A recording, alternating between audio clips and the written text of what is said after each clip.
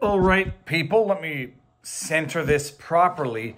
The breaking news of the day, it's not the Judge Engeron decision that we're all waiting on with bated breath for Donald Trump. This is the Elon Musk. And my goodness, if you're on the channel, you know that we say, get over here. You know that we say motivation is the master of reason. That's what we say, right? Yeah. All right. So Elon Musk had a trial in Delaware because a minority shareholder was challenging the compensation package that Elon Musk had negotiated for himself. I'm not editing this video, people, so if you see me like picking ikus out of the dog and flicking it on the ground, that's what I'm doing. Elon Musk had negotiated a compensation package, oh my God, that's disgusting, for himself, which, according to the headlines, because the headlines matter, would have amounted to $55 billion in compensation. And people are on the internet saying like, holy crap, Elon Musk was going to pay himself $55 billion.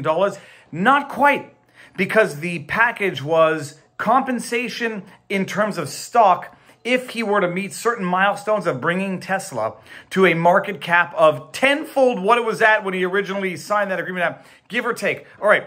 So Elon Musk apparently signed what this judge refers to as the most lucrative package for a CEO in the history of America. Was the richest person in the world overpaid? The stockholder plaintiff in this derivative lawsuit says so. He claims that Tesla Inc.'s directors breached their fiduciary duties by awarding Elon Musk a performance-based equity compensation plan. The plan offers Musk the opportunity to secure 12 total tranches of options, each representing 1% of Tesla's total outstanding shares as of January 21, 2018. For a tranche to vest, Tesla's market capitalization must increase by $50 billion, and Tesla must achieve either an adjusted EBITDA, earnings before income tax, depreciation, and amortization, target or a revenue target in 4 consecutive fiscal quarters. With a $55.8 billion maximum value and a $2.6 billion grant date fair value, the plan is the largest potential compensation opportunity ever observed in public markets by multiple orders of magnitude, 250 times larger than the contemporaneous median peer compensation plan and over 33 times larger than the plan's closest comparison, which was Musk's prior compensation plan. This totally sounds like an unbiased judge ready to adjudicate on the merits of the case. I don't know who this judge is. What do you want? I don't know who this judge is, what prior bias this judge might have, but I think this prior judge might have some. In Delaware, has now been called upon to rule, adjudicate, and or rescind, which she ended up rescinding, the compensation package for Elon Musk.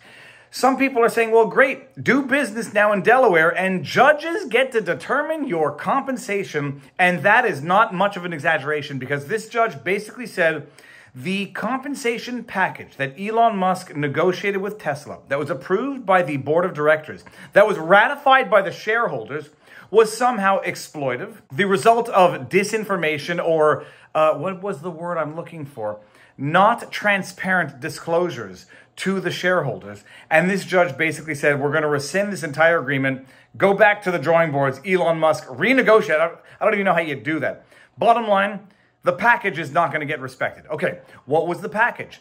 Elon Musk signed a compensation package with the board of directors ratified by the shareholders, which, from what I understand under Delaware law, was not necessary in the first place, pursuant to which he would receive, at a high level, the, quote, 6% for $600 billion, end quote, argument has a lot of appeal. But that appeal quickly fades when one remembers that Musk owned 21.9% of Tesla when the board approved his compensation plan. This ownership stake gave him every incentive to push Tesla to levels of transformative growth. Musk stood to gain over $10 billion for every $50 billion in market capitalization increase. I'm no mathematician. The question that I do ask is, what difference does it make how much of the shares Elon Musk owned at the time he agreed to this plan to basically 10-tuple the value of the company, the market cap of the company? What difference does it make if he owns 1% or 50% for the other shareholders if you bring the company up to a $600 billion market cap from the $55 billion at the time? And they did this.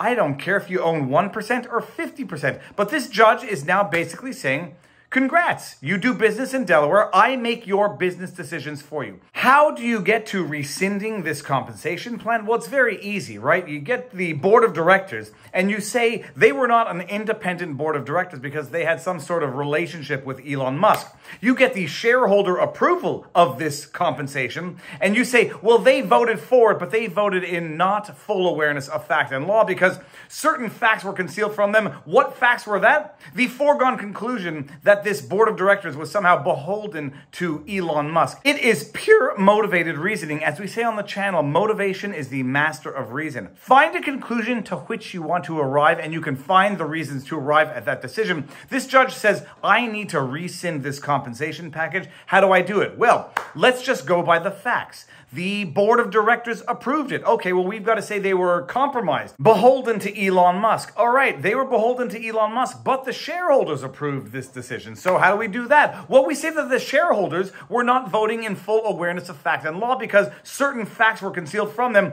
What facts are those? The alleged facts that the board of directors were beholden to Elon Musk. So you've got a judge, arguably, but not so arguably, an activist judge. Because if you read this decision, the verbiage of this decision is one of a player in the play, not an adjudicator in this play. You get the judge saying, okay, Elon Musk doesn't own a certain legally relevant threshold of 30, whatever somewhat percent. He owns 21%. But the board of directors own a proportion, or the board of directors are friends with Elon Musk, so he controls the board of directors. So when they approved and ratified this compensation plan, which was based on the most outrageous, optimistic, I would even say outlandish milestones. When they approved it, well, they were just doing Elon's bidding for him. That's the conclusion to which the judge has to come, and that's the conclusion to which the judge did come. So the board of directors was acting at the behest of Elon Musk. The shareholders that ratified this, well, they didn't know what they were doing because the board of directors hid the fact that they were somehow connected to Elon Musk. It is pure motivated reasoning.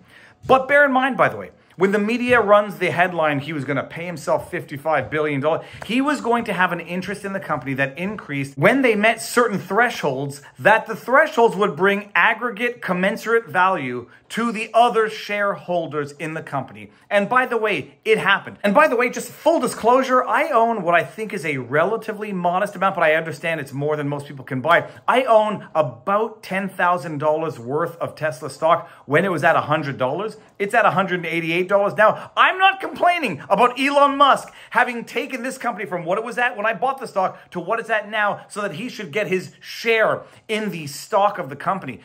This was not $55 billion just going into his pocket. This was him saying, I'm going to take this company from 55 billion market cap to 650 billion market cap. It's a relatively complicated package, but the bottom line is he stood to benefit as much as the other shareholders of the company. The only question that the judge really legitimately had to ask and answer and to steelman it for the judge, the question was, could this have been done with anybody else? The judge pontificated.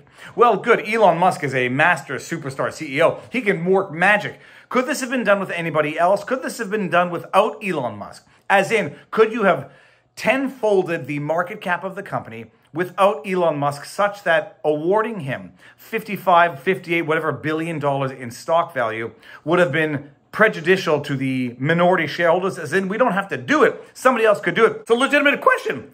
I don't know what the answer might be because reality is what it is. Bottom line, Elon Musk is a master CEO. Elon Musk is a social media figure. Elon Musk puts things on blast and they accrue value or they accrue detriment. Elon Musk is what he says he is, and he took this company from 55 billion however many years ago to 600. It hit 1 trillion, by the way. It hit 1 trillion and now it's back to like 650, 700 billion market cap. He did what he said he was going to do. The company hit, I think, of the milestones, 12 of the market cap milestones and 11 of the financial.